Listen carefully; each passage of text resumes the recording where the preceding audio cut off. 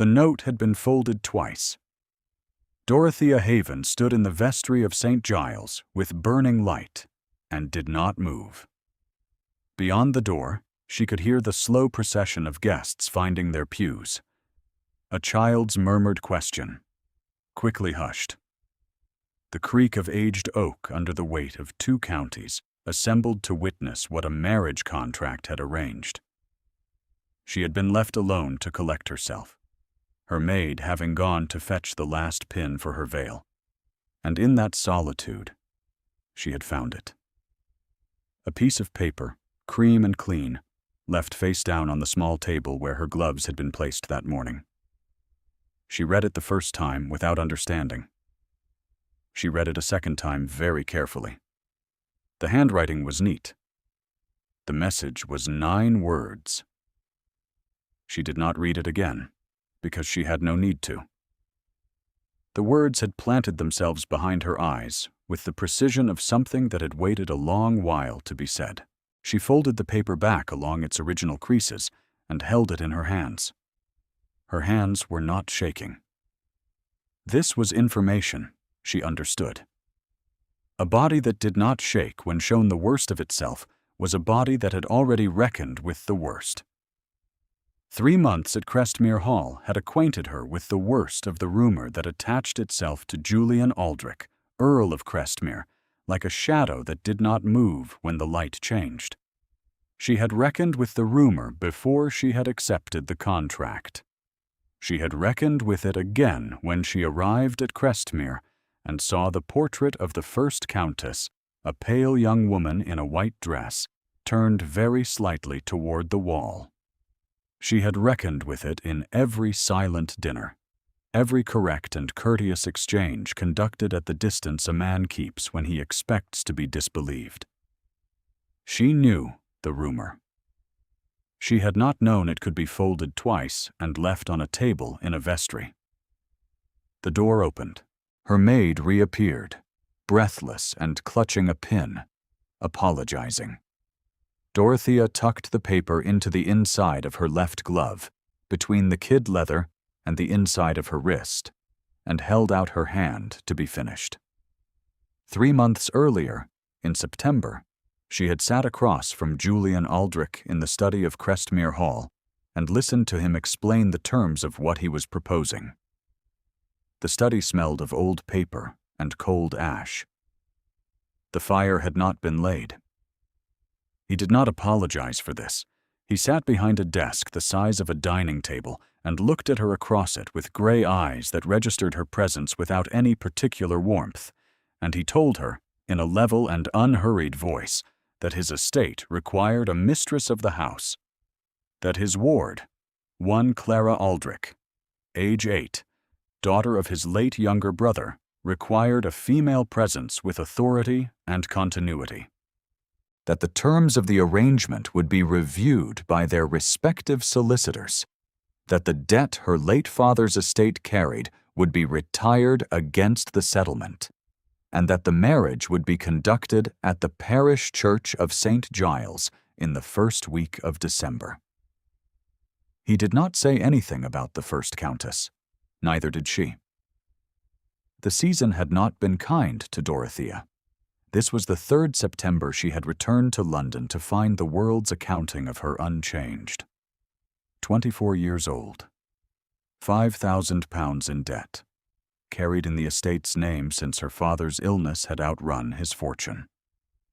Intelligent, her acquaintances conceded, and something in her face that stopped short of beauty without quite arriving at plainness, and no particular prospects since the 2 seasons she had been presented had produced 3 middling offers, and 1 awkward gentleman who had mistaken her sister for her, and only discovered the error too late to recover his dignity. The debt was the real fact. The rest was the ledger margin. She had accepted Lord Crestmere's proposal on the 3rd day of their acquaintance, which was the same day she had heard the first voicing of the rumor in its clearest form. Lady Constance Mowbray had been paying a call on the neighboring estate.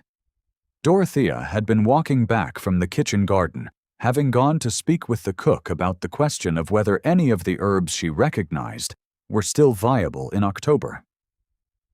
She had not been meant to overhear the conversation on the terrace, conducted at the particular elevated volume of women who consider themselves unobserved. "He is a man who buried what he could not bear to be seen with," Lady Constance had said to her companion, with a precision that suggested she had said it before. Anne was ill. He took her to the coast, and she died there, alone, without her family, without me. They say the cottage was damp. They say she had not been well dressed for months.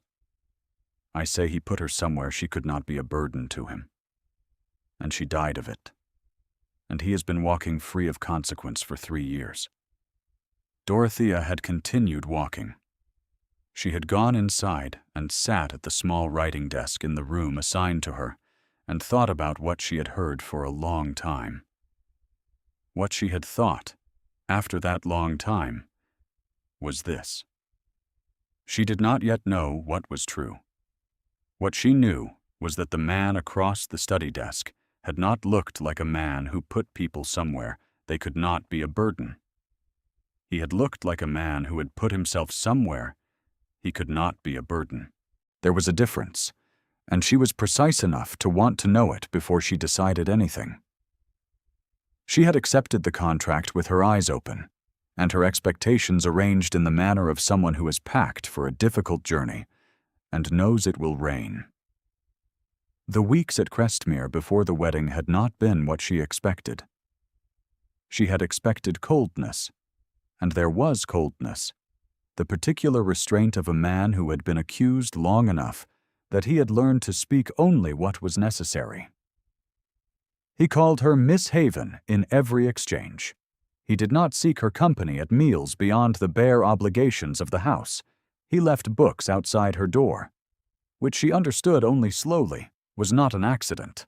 First a volume of botanical illustration, because she had mentioned the kitchen garden, then a collection of letters from the previous century, which she had not mentioned at all, but which suggested he had watched her long enough in the library to know she moved toward the correspondence section rather than the novels. He never acknowledged leaving the books. She never thanked him for them. It was an arrangement she found she respected. Clara had been more direct.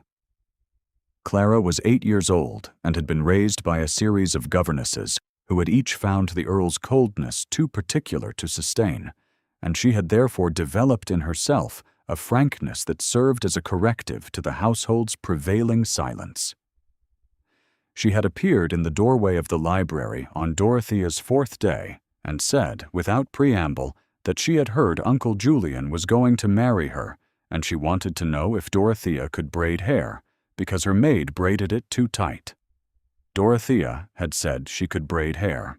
Clara had sat at her feet and allowed it, and told her, with the particular candor of a child who has learned that adults say important things only when they believe themselves to be talking about something else, that Uncle Julian used to read to her in the evenings, but had stopped because the book they had been reading had been the one he was reading to her aunt, and he had not been able to finish it since. Dorothea had braided and said nothing. There was a night in late October when she could not sleep. The house was very quiet. She had gone downstairs for a candle from the hall table and heard, through the half-open door of the small sitting room, a voice reading. She stopped in the corridor. It was Julian's voice, low and steady, with the particular cadence of someone who has learned to manage his own emotion by regulating the surface of the words. The passage was from a natural history of the British coast. She recognized it, because the book was one she had noticed on the shelf with a worn spine. He was reading it to Clara, who had apparently woken from a nightmare and presented herself at his door in the manner of small children who know instinctively which adult in a house will not turn them away. He did not know Dorothea was there. He read 3 more pages, his voice very level. When the child's breathing had evened into sleep, he closed the book, and in the silence before he set it down, she heard him say, very quietly, to no one, that he was sorry he had not finished it sooner. She had gone back upstairs without a candle. The evenings at Crestmere had a quality she had not expected, which was that of accumulation. Nothing happened quickly. Nothing arrived announced. Over the course of the weeks, she came to understand that the house was in the process of making room for her, and the man who owned it along with it, though neither he nor the house would have put it in those terms. She had learned his habits by now, as she learned everything, by attention rather than inquiry. He rose before light and was in the stable yard by 7, which she knew because she had been in the kitchen garden at that hour and seen the lamp move across the cobbles. He ate alone at the estate desk at midday and refused a tray when she sent Mrs. Fairfax with one, the refusal delivered politely and apparently not intended as a slight. He walked the eastern fence line every afternoon in weather that did not recommend itself for walking, and she had seen him return once with mud to the knee, his coat dark with rain, and Clara running to him at the door with the specific urgency of a child who has been told not to worry and has done nothing but worry for the last hour. He had crouched down in the doorway, mud and all, and let her check his hands for damage, and said that he was whole, entirely intact. You may report this to Mrs. Fairfax. Clara had said Mrs. Fairfax said he would say that. He had almost smiled. Dorothea had seen it from the hall, a movement at the corner of his mouth that was not quite an expression, the ghost of one, the memory of an expression he had stopped permitting himself. She had turned away before he saw her looking. There were smaller things that accumulated alongside the larger ones. A morning she came down to find a fire already laid in the morning room, though she had not asked for one and had not been expected until the afternoon. The cook, who had initially been very formal about her presence in the kitchen garden, had begun leaving a space for her at the table when she came to consult the herb stores, which Dorothea understood to mean she was considered settled enough to be given the informal chair. Mrs. Fairfax had taken to leaving a pot of tea outside her door in the mornings without anyone having arranged it.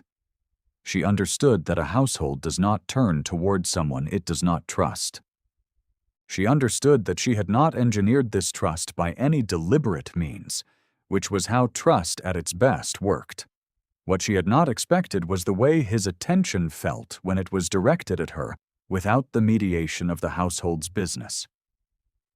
There was a day in early November when they had both been in the library at the same time, something which had not happened before in her 6 weeks at Crestmere, the result of a misunderstanding about the afternoon schedule. She had been at the writing desk. He had stopped in the doorway with a letter in his hand and said nothing for a moment. She said she could go. He said there was no reason for that. He had crossed to his usual chair and opened his correspondence, and they had been in the room together for 2 hours without speaking.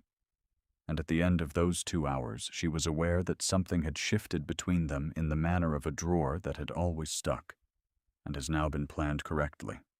Not resolved, not named, moved. She had looked up once and found him watching her, not in the manner of a man cataloging an acquisition, but in the manner of a man who is trying to locate something he cannot yet name. He had looked back at his letter with the usual composure. She had felt the heat of it at her wrist, which was where she felt things when she was trying not to feel them.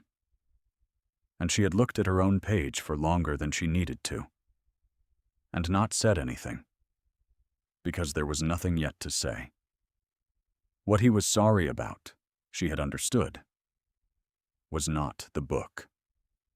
The midpoint of November came on a gray Sunday, and the wind off the coast had found every gap in the old house's walls, and Dorothea had come in from the garden with cold, reddened hands to find Julian in the corridor outside the library.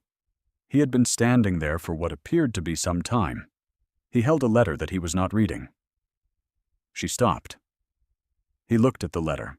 Then he said, without looking at her, that he supposed she had heard the talk about his wife. She said she had.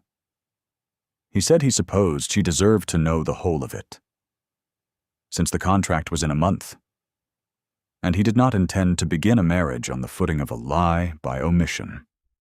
She waited. He told it in the manner of a man who has rehearsed a thing so many times it has lost most of its weight, which is to say, in a voice almost entirely without inflection. Anne had been ill for 2 years before she died. A pulmonary weakness that the London physicians had said might benefit from sea air, away from the coal smoke. He had taken her to a cottage at Dunwich in November, with her own maid and a physician who visited weekly, and she had died there in January, 3 years since. He had not removed her from her family out of shame. He had removed her because the physicians had been explicit, and because Anne had wanted to hear the sea. Her family had wanted her to stay in London where they could see her. He had believed the sea air would help. It had not helped. She had died hearing the sea, which he had thought she would want, and he had been wrong. And she had been away from her mother when she died, and he had been wrong about that too. And he had carried both of these wrongnesses ever since, in the specific manner of a man who cannot locate the moment he might have chosen differently. His eyes had not moved from the letter while he spoke. Dorothea said, "What was the letter?" He said very quietly that it was a letter Anne had written before she died, that she had given it to Reverend Stokes to hold, to be opened if the rumor ever required an answer, that he had refused to let the Reverend open it because it seemed to him indecent to use a dead woman's words as a defense for himself. Dorothea said she thought Anne had given the letter for exactly that use, and that refusing to use it was its own form of pride. He looked at her then. The quality of his attention had changed, shifted from the formal courtesy she had grown accustomed to into something unguarded, as if he had heard something in her voice that he had not expected to hear. He did not say anything. He put the letter in his coat pocket and stood there for a moment longer than was usual, and then he said good afternoon and went into the library. Later, she found on the table outside her door a small volume she had not seen before. A pressed violet bookmark lay inside it, at a page she had not been invited to read. She recognized the bookmark. She had seen it before in the parish register, when she had accompanied him to sign the prenuptial documents. It was a small thing, its color the particular dusty purple of violets kept too long. She pressed her palm flat against the cover for a moment, and then she went inside. Lady Constance Mowbray arrived at Crestmere on the afternoon before the wedding in a carriage with the Mowbray crest on the door, and her grief in her face like weather that had been building for years. She was not an old woman. She was perhaps 50, with sharp eyes in a face that might have been pleasant before sorrow had rearranged it. She wore good clothes and carried herself as a woman who had once had significant position and had since spent 3 years defending it against the encroachment of a story she could not prove. She had not been invited. This she acknowledged in the drawing-room, briefly, without apology. And then she asked to speak with Lord Crestmere alone. Dorothea had been in the morning-room at the time. She heard the exchange through the connecting door, which she had not closed all the way, and she was honest enough with herself afterward to know she had not closed it deliberately. Lady Constance's voice was controlled and specific. She had come, she said, to tell him directly what she intended to say at the church tomorrow, because she was not without manners. She had written the note. She was not ashamed of it. Anne had been her daughter, and Anne had died cold and afraid, and away from her family.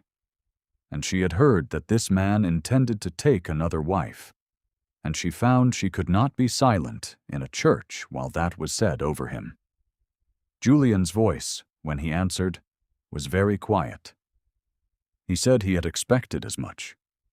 Lady Constance said he was marrying a young woman who did not know the truth, and that the truth was that he had buried what he could not bear to be seen with, and that she had a responsibility to that young woman, even if she owed him nothing. He said, after a silence, that he had owed Anne better than he had given her. That will not leave me. The truth of how she died, and why she was where she was when she died, is not what you believe it to be, and I am asking you, for the last time, to allow the Reverend to open the letter.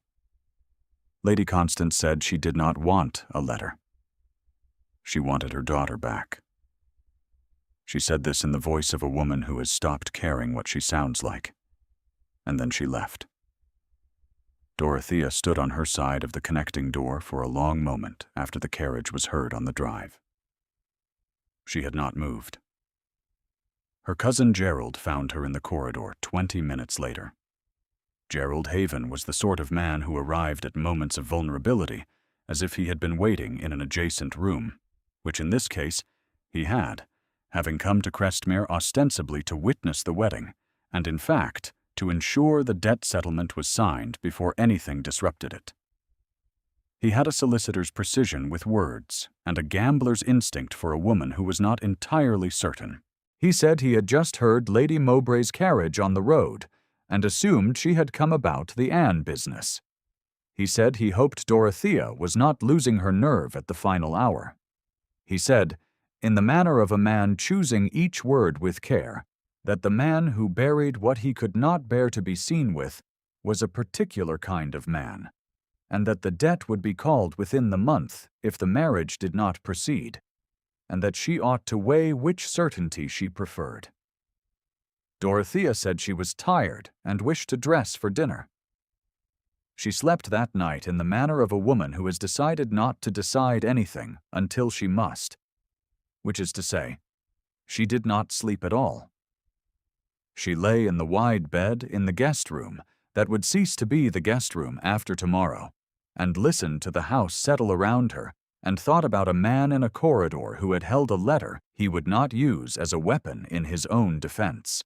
She thought about a child in a sitting room at midnight, being read to sleep by the steady low voice of an uncle who had stopped the book for 3 years and started it again. She thought about a pressed violet bookmark on a table outside her door, left without explanation or expectation. She thought about the note in the glove on the dressing table. When the morning came gray and cold off the Suffolk coast, she dressed with the same composure she had dressed every morning at Crestmere, and she went to the church.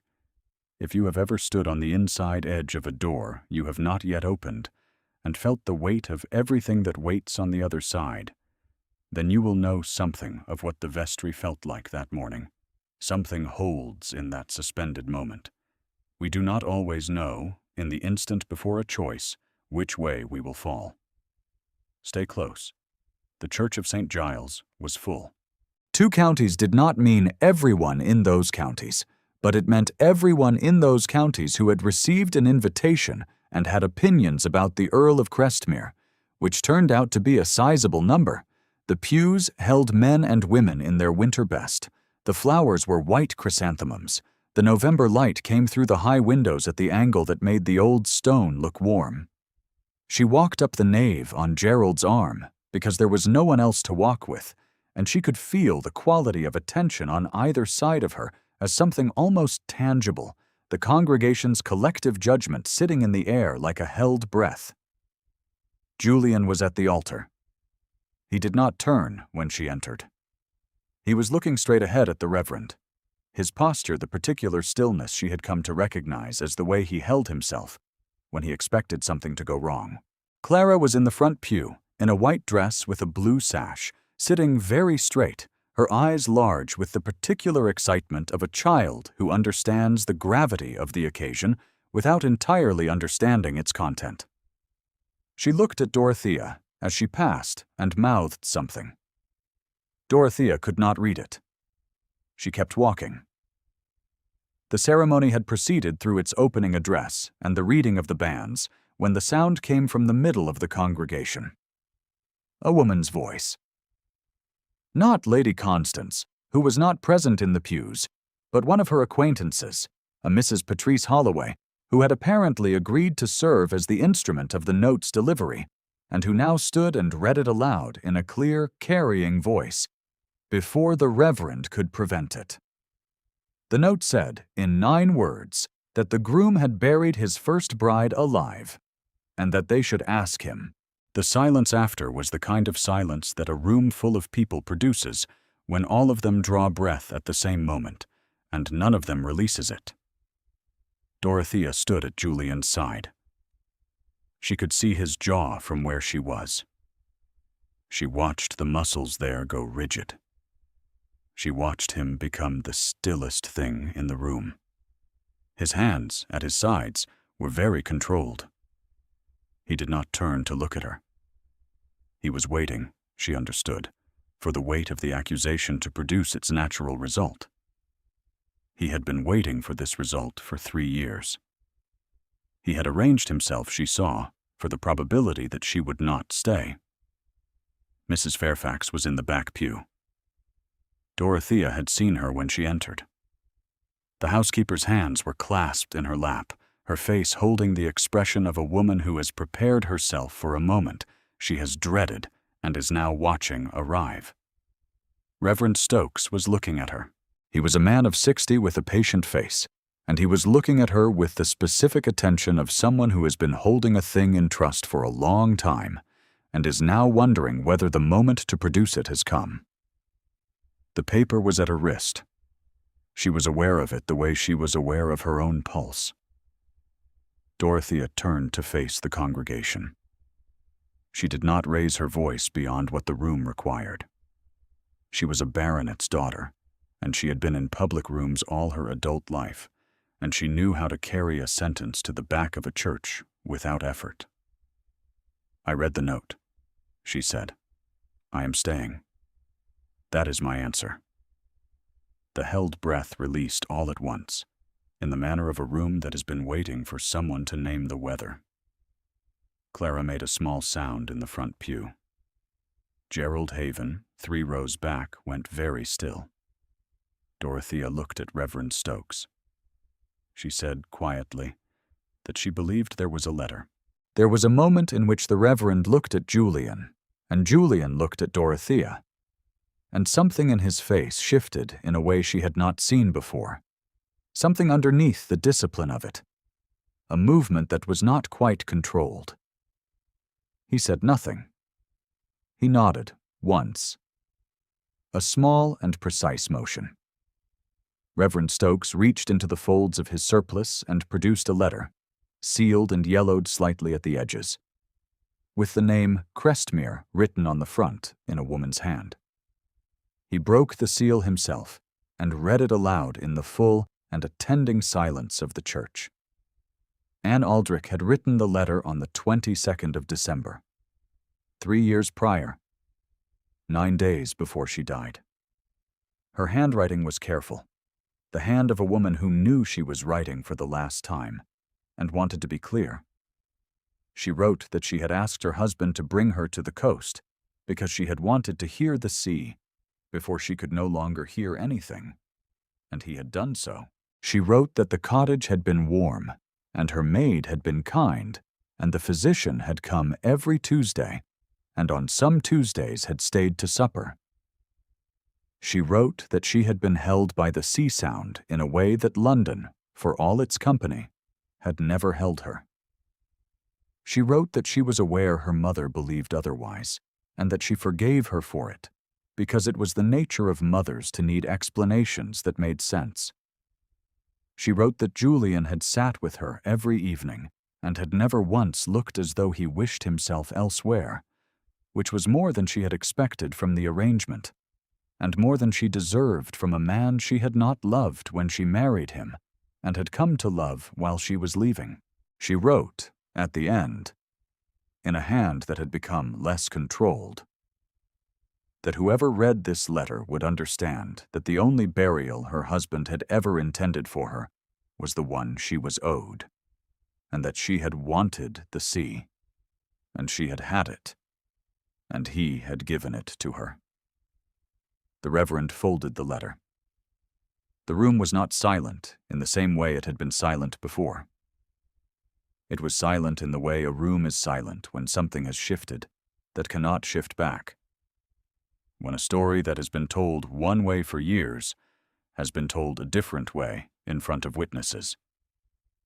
Mrs. Fairfax was weeping in the back pew, quietly and without embarrassment. Clara had her hands pressed flat against her knees and was looking at Julian with an expression too complex for 8 years old and entirely legible. Lady Constance Mowbray was in the doorway. She had not been in the pews when Dorothea entered.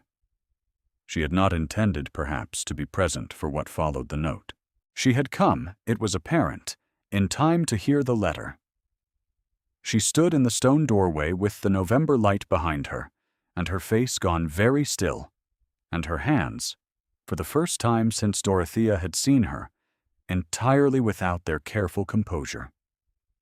Nobody spoke to her. Nobody needed to. The congregation did not look away from her. And that not looking away was itself a kind of truth that could not be argued against. Lady Constance put one hand against the doorframe, briefly, as if she needed the stone to hold her. Then she stepped aside and was gone. Julian turned to look at Dorothea. She met his eyes. She had seen gray eyes before. She had not seen them look like this. From the inside of 3 years of being held responsible for a sorrow that had not been a sin, looking out at the first person who had chosen to remain. He said, very low, so that only she could hear her name, Dorothea. It was the first time he had used her given name. She understood from the way he said it that he had known it for some time and had been saving it. The Reverend cleared his throat with the gentle authority of a man who has been waiting to complete a ceremony for the better part of 15 minutes and believes in the sanctity of the procedure, even when the procedure has been interrupted by the uncommon. He asked if they wished to continue. Julian looked at her. She said yes. The ceremony was brief after that. The vows exchanged with a quietness that felt more true than any more elaborate production would have managed. When the Reverend pronounced them married and Julian took her hand for the first time without the mediation of a glove, the touch was deliberate and careful, and she was aware of exactly how deliberate it was, the attention in his fingers, the warmth of a hand that had been very controlled for a very long time. Clara appeared from the front pew before they had finished the register and pressed herself against Julian's side without ceremony, and he put his hand on her hair without looking down. The gesture of a man who has been doing it for years and has stopped remembering that he does it. Mrs. Fairfax met them at the door. She said to Dorothea, in the straightforward manner of a woman who has served a household long enough to speak plainly to its new mistress, that she was glad. She said it once and let it stand. The vestry was quiet when they returned to sign the register. The room smelled of old stone and candle tallow, and the cold that comes off Suffolk in November. The register lay open on the table. Julian signed first, the pen held with the same precision he brought to everything, and then he handed it to her and stepped back and waited. She was pulling on her second glove when the note slipped from inside the first and landed on the table, face up. She looked at it for a moment. Then she reached for the parish register, where it lay open to the page of their marriage.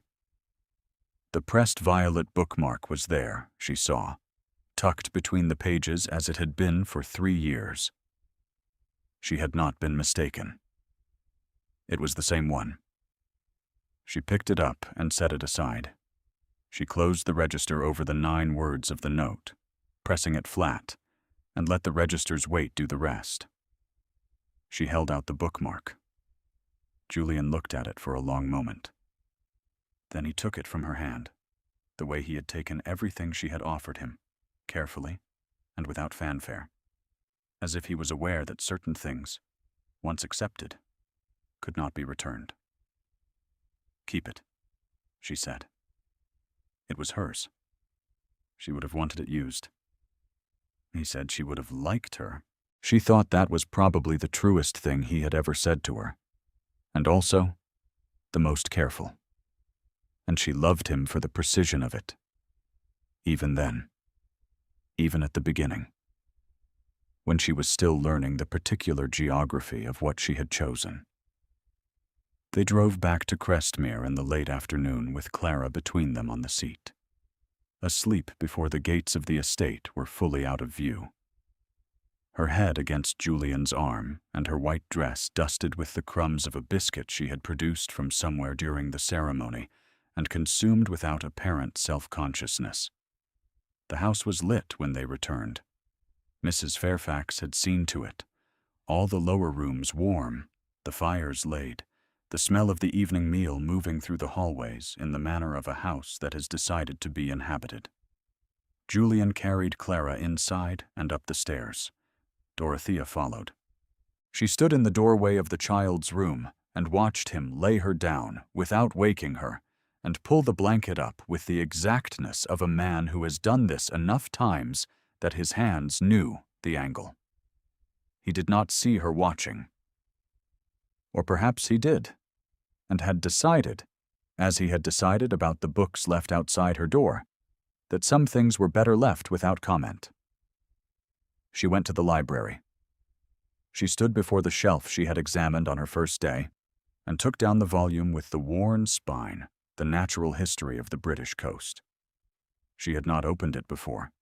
She opened it now, by the fire, in the chair she had come to think of as hers, in the 3 months of her residency. And she read. The prose was plain and specific, as such books are, concerned with the facts of chalk cliffs and tidal margins, and the nesting habits of particular birds. It was not a romantic book. It was simply a true one. She was on the 4th page when Julian came in. He sat in the chair across from hers without speaking. He had changed his coat. He looked, in the firelight, like a man who had set something down that he had been carrying for a long time and was still adjusting to the new weight of his own hands. He looked at the book in her hands. He said nothing. She read to the end of the chapter, and then she looked up. Outside the long windows, snow had begun to fall. It came off the sea in the particular way of Suffolk snow, sideways and soft, settling on the old stone of the house with no great urgency. The fire cracked in the grate. Clara's small shoes were by the door, where she had left them when she came down to be read to, and forgotten to retrieve them. Dorothea turned back to the beginning of the chapter and began to read aloud. She read the way he had read, low and steady, the words themselves doing the work while the fire did the rest. She did not look at him while she read. She did not need to. She was aware, in the way she had been aware of him in every room for 3 months, of exactly where he was, and of the specific quality of his stillness, which was different now from any other stillness she had observed in him. It was the stillness of a man who is being given back something he had not expected to be given back, and who is sitting very carefully so as not to startle it. She read until the chapter ended. She closed the book. She set it on the arm of the chair, beside the pressed violet bookmark he had left there while she was reading, without her hearing him rise, without a word. The snow fell outside. The fire settled into its late warmth. Crestmere was quiet in the manner of a house that has finished holding its breath, the kind of quiet that comes not from emptiness, but from every room finally being in use. If this story has found you at the end of a long day, leave a word in the quiet of where you are. Stories like this one live in the staying. It was the first night of what would turn out to be many such evenings. In the library, by the fire, with the coast wind at the windows and the book between them. It was the first night Julian Aldrich, Earl of Crestmere, had sat in that room without the chair across from him being empty. He did not say any of this aloud. He had never been a man for saying the things that could be shown instead. The bookmark lay on the arm of the chair. Its violet faded to the particular gray of things kept too long out of light, which is not decay, but only patience. She knew where she was. She knew whose house this was, and whose fire, and what name she now carried. She knew because she had read the letter in the parish register, that the woman who had pressed the violet had wanted to hear the sea before she left it. She knew that the sea had been given. She reached out without looking up from the closed book, and her hand found the arm of his chair. She did not take his hand. She set hers flat on the worn fabric beside it, a fact without declaration, a location without claim. His hand did not move for a long moment. Then it settled over hers, carefully, with the full weight of intention. Outside, the snow found the sea.